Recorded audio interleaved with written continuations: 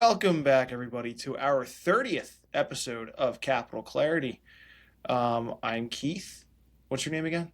Rick, 30th episode. I forgot that was our 30th. That's pretty good. 30. 30. We're still Pretty working the crazy, kinks right? out, but we'll get there. When we get to 100, sorry, there was a corgi running outside my office. He was adorable. When we get to 100, we gotta like throw a party or something. Yeah, Um, on air. yeah, yeah, yeah, yeah. Yeah, that won't get through. No, we'll have to dress up in funny outfits or something like that. Don't dare me. Um, we got some fun stuff coming up. You and I are going to the Barrett Jackson Auto Auction in Scottsdale, Arizona next week. Oh, that's going to With be some so fun. we're going to see some clients down there in Scottsdale. We're going to see some cool cars. It's going to be a Yeah, great time. We'll do some hiking, maybe top golf. It'll be a yeah. good time. Camelback. We hiking Camelback. Yeah, we've both done that Yeah, hike before separately. That is not an easy hike, but yeah. Well, you uh, did it in the middle of the summer. I did it this time of year, so you're going to see a big difference. I you found it know, difficult this time of I, year, but summer I can't imagine. I was Just shocked. blazing hot. I was shocked there weren't more snakes on that hike. I saw one snake, and that was the first desert hike I ever really did. Was in Scottsdale, Arizona at Camelback, and I thought, gosh, every time I put my hand on one of these rocks, there's going to be a snake that jumps out and bites Yeah. me. You There buying a wasn't, car but at Barrett? You going to I'm bid? not. You're buying a car. I'm You not buying it. Nope. you're buying the Michael Keaton Batmobile. I want the Gone in 60 Seconds Ford Mustang. Yeah. If I had unlimited cash from all corners of the universe, that's the one that'd be cool to have. Yeah. All right, All we're right, not buying a car, neither of us. let's dive into it. I'm gonna go first today. What? All right, it's been a while since I've gone first. I think. Um, We'll go first then. Get it moving. I'm doing it. Oh, here we go. So this is from Creative Planning. Only two Mag 7 stocks outperformed the S&P 500 in 2025. I forgot about this actually. So the Magnificent Seven: Amazon, Apple, Tesla, Meta, which is Facebook, Microsoft, Nvidia, and Google, um, been the powerhouse of the S&P in the last couple of years. Last year, only two, Nvidia and Google, outperformed the S&P in 2025. And The by a S- lot, both of the them. S&P Yeah, returned 17.7, and Nvidia returned 38.9. Google returned 66. Um, yeah, yeah, yeah. amazing. Google 66%. And remember, DeepSeek was going to kill Google, that Chinese AI. And then Google stock proceeds to go up 66% last year. And with the S&P up 17 or 18%. I had the same chart. This chart fascinates me. You look at Amazon. Amazon was only up a third as much as the S&P last year. Apple, half as much. So, yeah, definitely not a Mag 7 year for most of those. It also, I'm kind of glad it wasn't though, because it shows that it was a healthy rally. Yeah. We didn't have the same seven dominating. Yeah, because that was the thing We that, had the actual S&P outperforming most of the Mag Seven. yep. Yeah, the perma bears for a few years were like, oh, it's all built on a house of cards because it's just these seven stocks. Well, we were up nicely last year, and it wasn't those seven stocks, most of them. And you know what, we're seeing that happen more so here in 2026. The market's broadening out further with small and mid caps picking up the pace, and non-US and non-tech too. We're seeing that too. So it's a great chart. Yeah, that's fun. Good. What you got? So sticking with the S&P, um, this one. So stocks are spending less time in the S&P 500. Um, this piece is from Statista. I think I'm saying that right. And they say there's a lot of turnover in the S&P 500. Oh, I saw Um, this. the index regularly drops companies and replaces them with up and comers. Before we get into the numbers, think of it this way. People think, well, I'm just going to invest in the index. It's completely passive. And we love the index. It's fine. But people think that there's some extraterrestrial making the decisions as to what stocks are in the index. And no, it's a committee of human beings at Standard and Poor's that make these decisions. It's just humans like you and I deciding what gets kicked out of the S&P 500 and what goes in. And those humans are making this decision much more quickly to kick someone out and put a new one in than they used to. In the 1970s, 1980s, a company would go into the S&P and on average stay in there between about 25 to 29 years, a really long time. And now the average company is only in the S&P for about 18 years. So big and it's actually recently been as close as down as 15 years. So we're seeing a lot more turnover in the S&P 500. I don't really know what the takeaway is from this. Maybe it's the pace of innovation is so fast and things, move fast and break stuff kind of stuff. But it is interesting to see that, the humans running the S&P are saying, we should pull these few companies and put these new ones in, and they're doing it much, much more often than they used to. Interesting. Yeah, I did see this piece too. I Yeah. guess it is what you said: move fast and break stuff. You know what? I'm going to look this up. I don't think either of us are going to know this. What was the most recent, one or two big name additions and deletions from the S&P? Do you know? It had to be during. Well, what do you mean in the last 25, 30 Nah, I'm years? thinking in the last year or two. In the last. Oh, recently. Yeah, I can't remember, but when I see it, I'll go, oh yeah, of course. Wasn't it? I mean, What did they wasn't kick what out and was it? put Wasn't in it a tech stock from the .com bubble? Wasn't it that one of those they pulled out? lingering survivors that they kicked out? Or no, am I Maybe. wrong? I'll do that on the next podcast because it'd be interesting to see the most recent. Yeah, take a look at that. Yeah, I will. Sticking with a similar theme here, uh, comparing what we're going through now to the .com boom. Why is this not sharing? There we go. .com boom, you mean late 1990s? Yep. So this is from Goldman Sachs. Uh, I tech love debt, this piece. tech I debt in love this. 2026 versus 1999, not an issue yet. At least no capital debt yet. TMT debt growth. This is the key difference between the .com and AI capex booms. So for those of you listening, this chart is showing the debt, the cumulative debt that companies were taking on during the .com boom from 1996 to 2001 versus the AI boom today, from 2023 through this past year, 2025. And my goodness, 2001, the debt's at 187% cumulative growth. And in 2025, with the AI boom, it's at 9%. So what this is basically saying is companies, AI companies today, that might be risky, volatile, taking on debt, not nearly as much, at least yet, compared to when you compare it to the .com bubble, .com Yep. boom in the late 90s, early 2000s. Yeah, so a lot of abbreviations here, but TMT stands for technology, media, and telecommunications. And so basically technology stocks in general. And HY and IG, that's high yield and investment grade debt. So what Keith's showing here is a great chart showing that in the 1990s, the .com boom, the companies trying to build out their tech infrastructure and build their companies just kept issuing bonds to the market, and people would buy the bonds and collect interest. But they issued so many bonds and borrowed so much money to do it.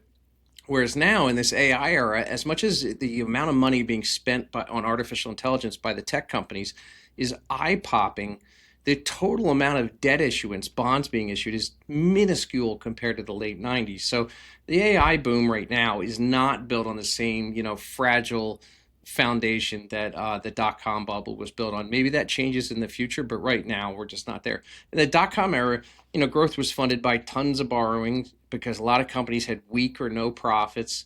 And then what ended up happening, we all know what happened in the 2000 through 2002 down cycle after the bubble popped on tech stocks, is when revenue slackened and weakened, a lot of that debt blew those companies up. Right now, you've got AI spending that's just crazy numbers, but it's being funded by strong balance sheets, lots of earnings, and lots of cash flow. So, Microsoft, Google, Facebook, Nvidia, sure, they're spending a lot of money in other companies, but they've got so much coming in revenues and cash, and they hold so much cash that they're not needing to go to the market and borrow. So great chart. I had that one today too. Oh, you and I are on similar patterns here, I guess. Yeah, that's a great one. We're pulling from the same research. We are. I got a few that you probably don't have. Yeah, I got one here. All right, here's one I doubt that you have. So So check this out. So this week,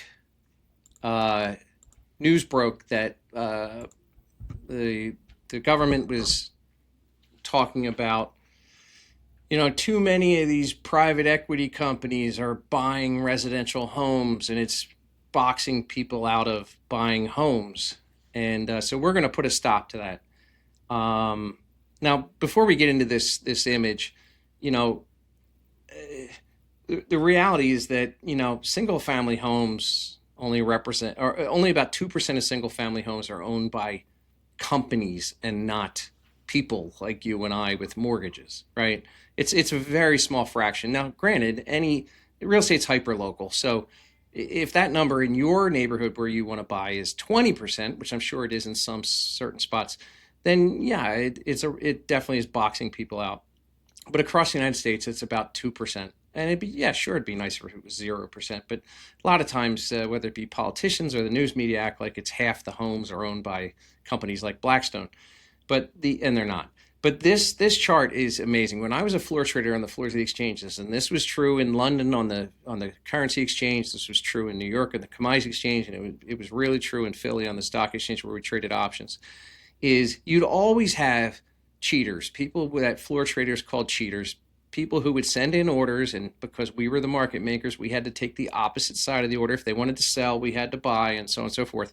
And if a cheater sent an order in, you were exposed to getting really, really hurt because they knew information that other people didn't know, that we didn't know, about the sudden direction a certain stock was going to take right after they put you into a position that you're in 5 minutes wish you didn't have. And it's amazing. It's still I could be wrong, but when you look at this chart, I think there's still plenty of cheaters.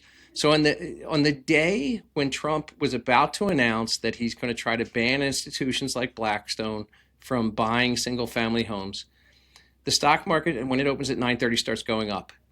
By 10:30 in the morning, with the stock market as a whole still going up, Blackstone stock, which is a publicly traded stock of Blackstone, one of the private equity companies that buys residential homes, Blackstone stock had fallen 4% in an up market for no reason, with no news. And that was at 10:30.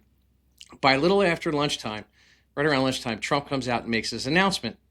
And so I have a feeling somebody knew what he was going to announce in advance. I don't know who, I have no idea, but this trading pattern on this chart you're seeing kind of tells me somebody knew early, a cheater.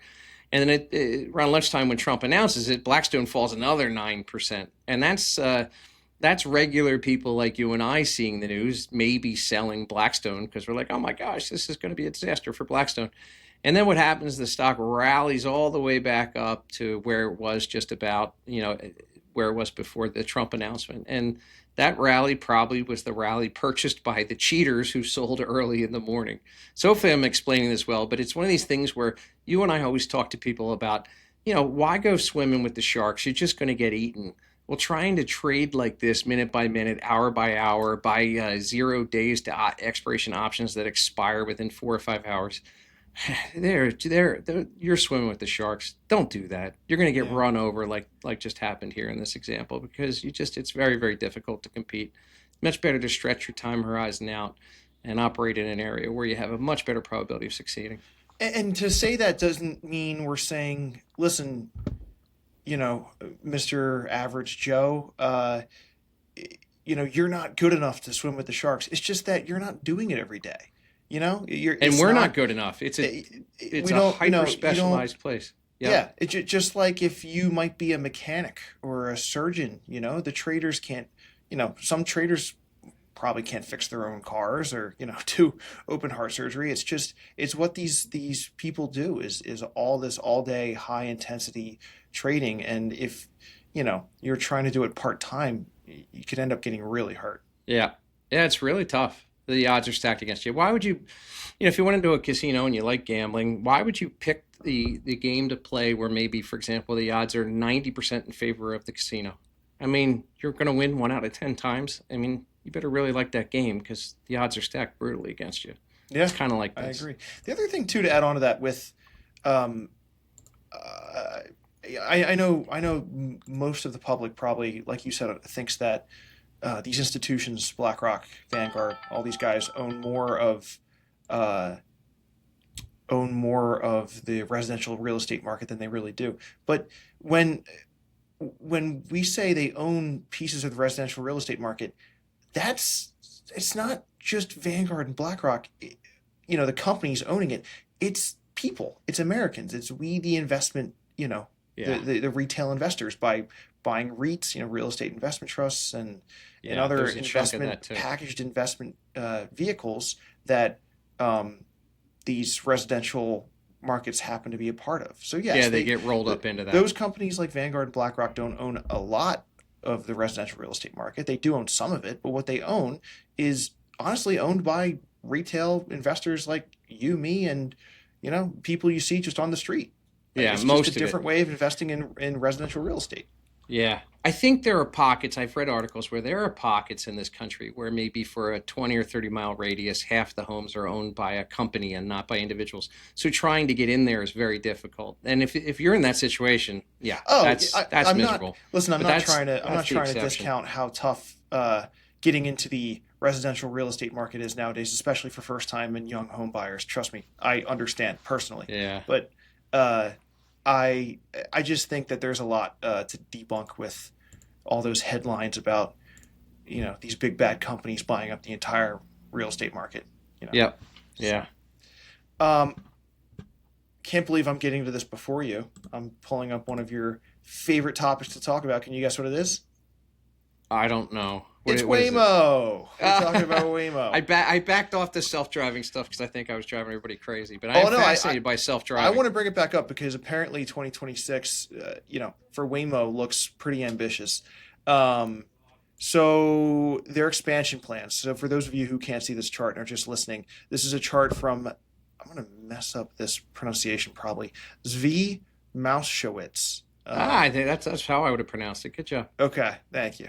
Um, and it's basically talking about where Waymo wants to expand from here on, in 2026 and 2027 So or right later. now Waymo's like what? Waymo, Mostly San and Francisco. real quick, for those of you who don't know what Waymo's a company that makes these self-driving cars, self-driving taxis. They're expensive, but they're currently in cities like San Francisco, Austin, Atlanta. Um, Yeah. and people are actually able to use them and pay to ride in them. They're driverless cars. It's exactly what it sounds like. So it looks like based on this chart, the areas that are getting testing right now, not full commercial service, but testing are Dallas, San Antonio, Houston, Orlando, Miami. So a lot in the South. I wonder if that's due to the lack of snow. They have less Yeah. uh, That dangerous makes sense. scenarios with the lack of snow because the other cities that it's currently in use for commercial service, you can go there and get a Waymo car. Atlanta, Austin, Phoenix, Los Angeles, and San Francisco. All right. Again, no snow. Yeah. um, expected in 2026, San Diego, Las Vegas, still no snow. San Nashville, Diego. do they get snow? I think they get some snow. Yeah, a little bit. Denver, I Detroit, and Baltimore. So Denver looks gets like a they're little snow. trying to expand to the snowier cities. Yeah, I'd say Detroit gets a little bit too. Um, expected in 2027 or later, Philadelphia and Pittsburgh on the There you list, go. and New Orleans as well, and Tampa. And then potential regulatory barriers. So cities that they're really struggling to get into: Seattle, Minneapolis, St. Louis, Boston, New York City, and Buffalo, New York. Right. Uh, looks like Washington D.C. as well. Yeah. Um, which Well, that's a big part it's of one it. of those new technologies where I'm sure there are cities that say, "Yeah, we welcome it," and there are others that go, "Whoa, whoa, whoa, whoa, we're gonna have a bunch of robots driving around the city," Yeah. But it's interesting. I remember we had a podcast maybe 9 or so months ago where you talked about how, uh, at least so far, I know we don't have a whole lot of data, but in these cities where Waymo is legal and operating in commercial service, the accident statistics are so low for Waymo, for the accidents the cars get into. And of those accidents, I remember you had a piece on this. You said that of the accidents that Waymo cars get into, very, very little, a very small percentage of those accidents are the Waymo car's fault. It's usually the fault of the human driver. that gets Yeah. into the accident. Yep. That's not in the Waymo car. Yeah, and I know they're trying to promote it because they make money off it. But Waymo and Tesla full self-driving and all, they show the same, very similar statistics where they show that compared to human drivers, the amount of accidents are minuscule. I mean, the difference is striking. It's just that it's hard for human beings. It's hard for all of us to accept the fact that maybe the car drives better than us and makes better decisions and is safer. I told you 7, 8 years ago when you were in college in Pittsburgh, I called an Uber, and the Uber they sent, because Pittsburgh was very forward thinking, they started to allow this on a test basis very, very early. The Uber that came was self driving. It was a minivan, and it was perfect. I didn't even feel uncomfortable. Worked great. It was fascinating to watch. I should have videoed it. It was wild. I hear nothing Works but good great. things from the people that go to these cities that ride in them. Yeah, yeah, that's neat. All right, inflation. Inflation can be boring, but I just thought I might share this. So, you know, the tariff thing last year, and we're not no politics. We don't do that, but just the tariff thing was really unusual for this country. It's been decades upon decades since tariffs were prevalent. And so when the government announces that it's going to start instituting tariffs and then they back down on how much in tariffs systematically over time, but there's still lots in place. But initially, you know, most economists, market players said this has got to create inflation. And so what this image is showing, it's showing 1 year and 2 year U.S. inflation swaps. And swaps are contracts between usually large institutions, people with lots of money like banks and hedge funds and so on, where one person wants to bet that inflation is going to be higher a year or two from now, the other wants to bet it'll be lower, and they agree upon a price, and that creates the swap market. Well, you can see that back in the early part of last year, right into the summer, the inflation swaps, where they were trading was basically saying, yeah, inflation's going to go up. I mean, these tariffs, they have to create inflation. And now you look where the swap market is. It's cratered. I mean, we had the 1 year inflation swap up around 3.5%. Now it's in the low twos, approaching 2.25%. That's a really, really steep drop off. It's basically a commentary that, okay, we've lived through this so far, and while nothing's certain because it's only been around a year or a little less, Less than, yeah. we're not seeing inflation. Maybe there was inflation from the tariffs and it was offset by something else. Maybe there was no or little inflation from the tariffs. Maybe it rears its ugly head a year from now, but the market putting money where its mouth is saying we're not that worried about inflation anymore. So really fascinating. I mean, this is in the inflation swap market. This kind of move is a high volatility move. You just don't see this type of wow, we were really wrong. It rarely moves at this speed. So Interesting. Yeah, I'd be curious to see what how that data continues. yeah, a year from now we'll see again. Yeah, we'll check it out. Uh, so do you?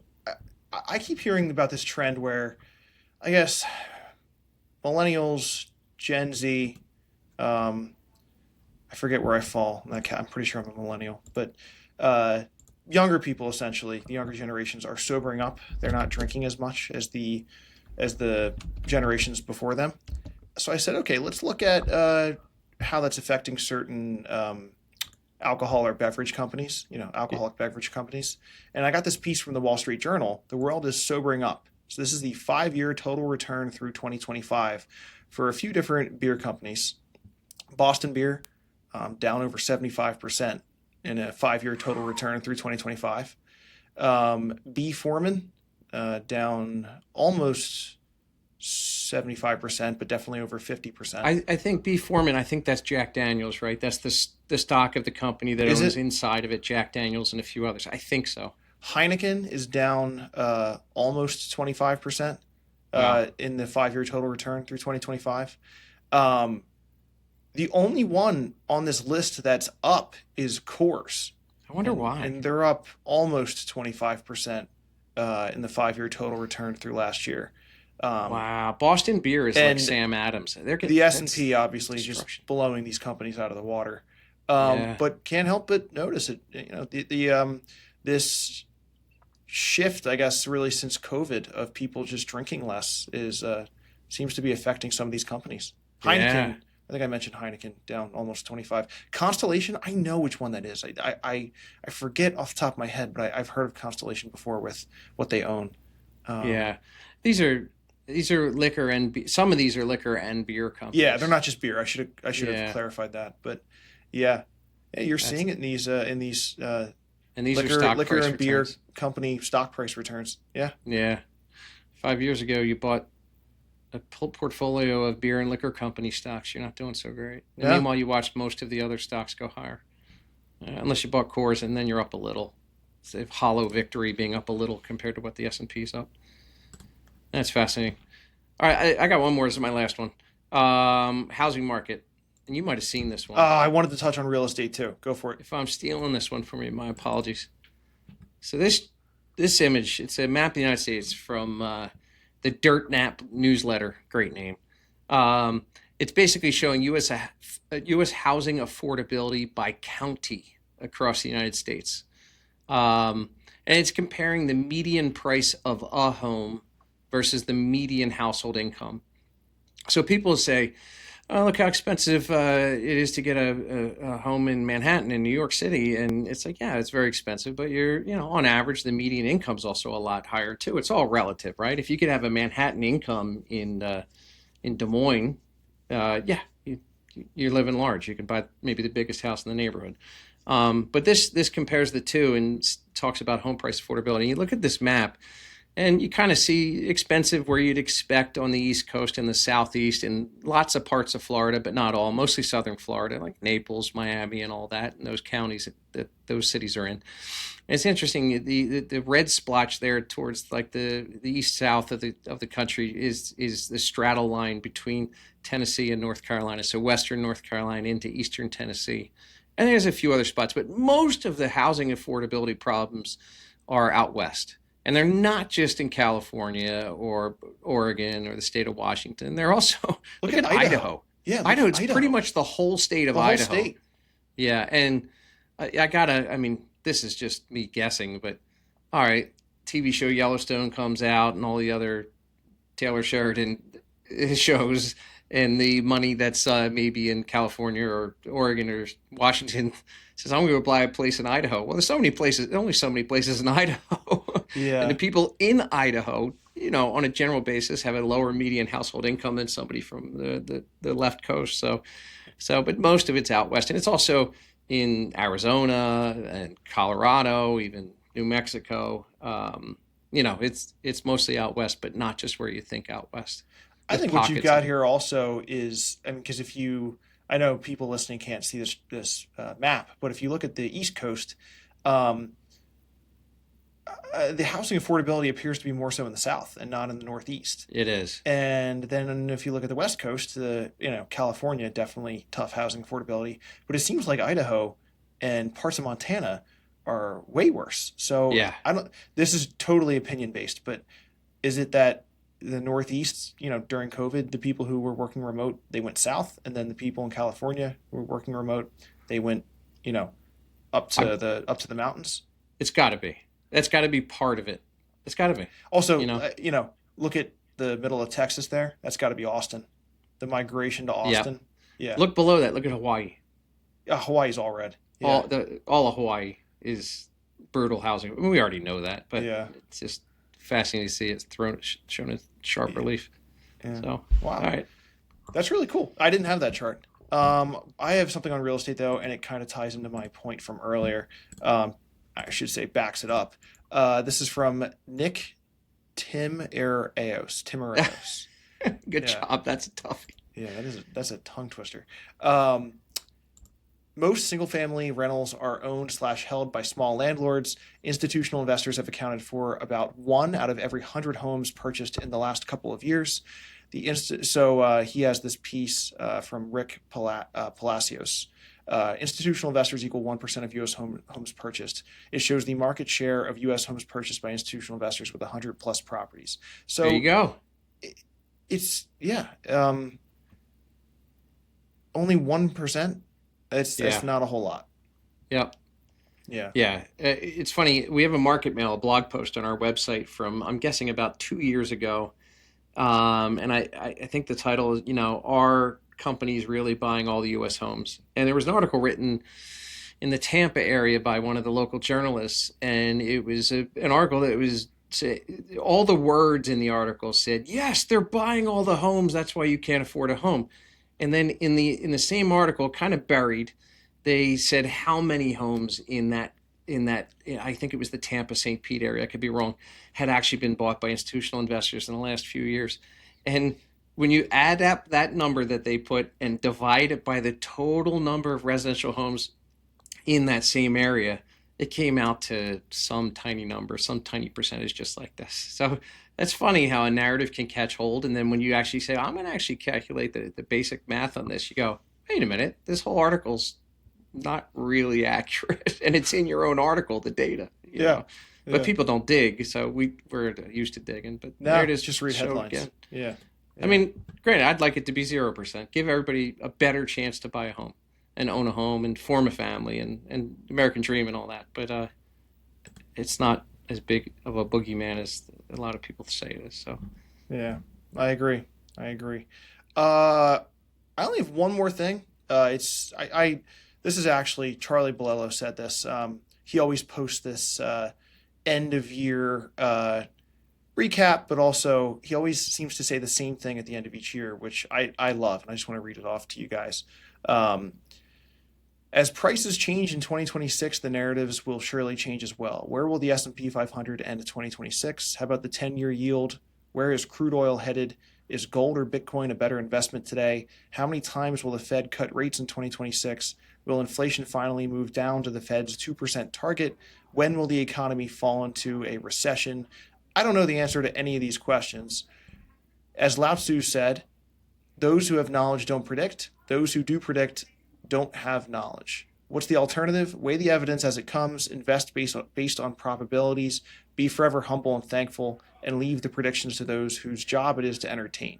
That's the best you can do in this fickle business of investing. Try to find the right path for you and stick with it long enough to reap the enormous benefits of compounding. In 2026, I predict one thing and one thing only.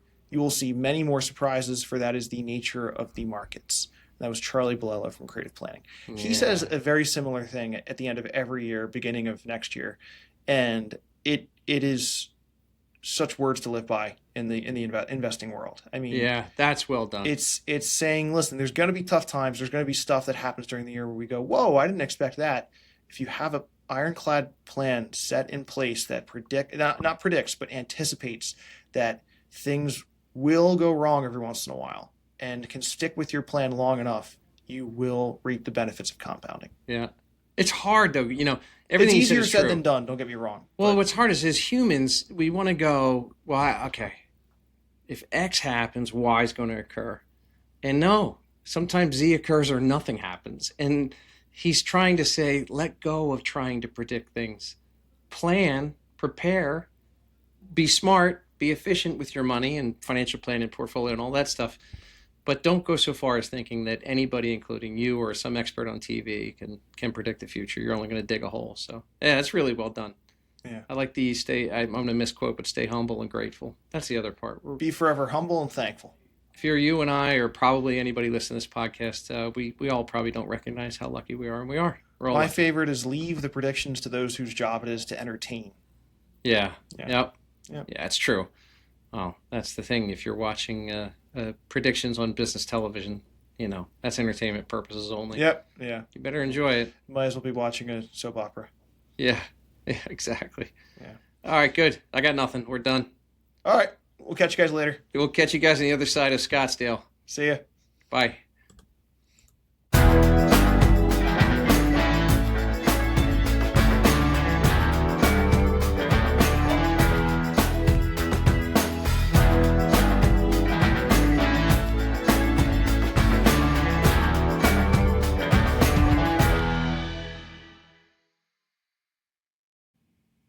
The Capital Clarity podcast is presented by FA's Keith Wagner, AAMS Financial Advisor, and Rick Wagner, CFP, Senior Vice President, Wealth Management.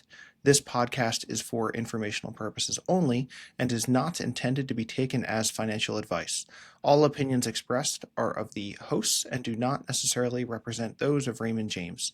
Opinions are as of this date and are subject to change without notice. Investing involves risk, and you may incur a profit or loss regardless of strategy selected. Prior to making an investment decision, please consult with your financial advisor about your individual situation. 2003 Southeastern Road, Suite 100, Doylestown, Pennsylvania 18901. 267-742-3455, Raymond James and Associates Inc., member New York Stock Exchange, SIPC. The S&P 500 is an unmanaged index of 500 widely held stocks that is generally considered representative of the U.S. stock market. The Dow Jones Industrial Average, DJIA, commonly known as the Dow, is an index representing 30 stocks of companies maintained and reviewed by the editors of the Wall Street Journal. Inclusion of these indices is for illustrative purposes only. Keep in mind that individuals cannot invest directly in any index, and index performance does not include transactions, costs, or other fees which will affect actual investment performance. Past performance does not guarantee future results. 529 plans come with fees and expenses, and there is a risk they may lose money or underperform. Most states offer their own 529 programs, which may provide benefits exclusively for their residents. Please consider whether the state plan offers any tax or other benefits. Tax implications can vary significantly from state to state.